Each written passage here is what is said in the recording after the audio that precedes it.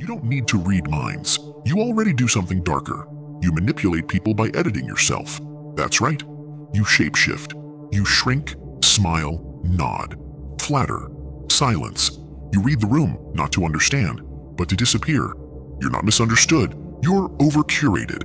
I'm the Dark Light Mentor, and I'm not here to expose them. I'm here to expose you. The version of you that's mastered camouflage so well, even you forgot what real looks like. Here's the twist. What you call intuition is often just fear in costume. You're not empathic. You're preemptively people-pleasing. You think you're reading people, but really, you're scanning them for potential rejection points and surgically removing every piece of yourself that might trigger them. And you do it so fast, it feels natural. It's not. It's trauma theater. And you're good. Oh, you're dangerously good. You can walk into a room and become what they like, mirror their energy, absorb their taste, fake agreement, fake neutrality, fake chill. But every time you abandon your own truth to maintain their comfort, you pay with your power.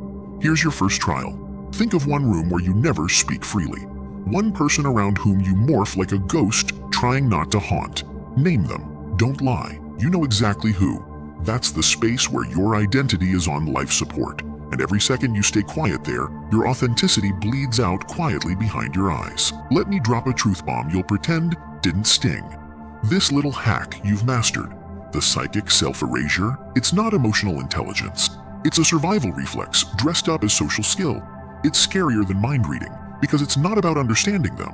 It's about deleting yourself before they even have the chance.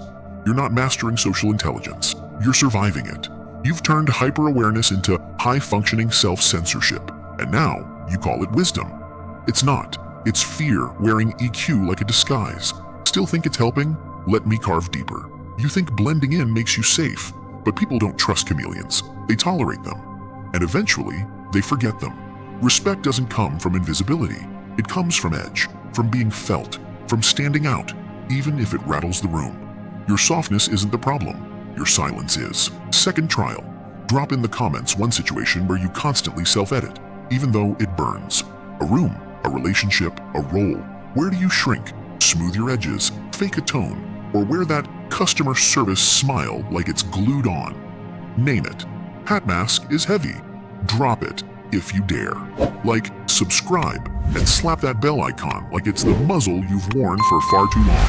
This isn't just a video, it's your signal to exit the ghost role you've cast yourself in, the background extra in your own story. Next time, I'll show you how truth doesn't need volume, just nerve.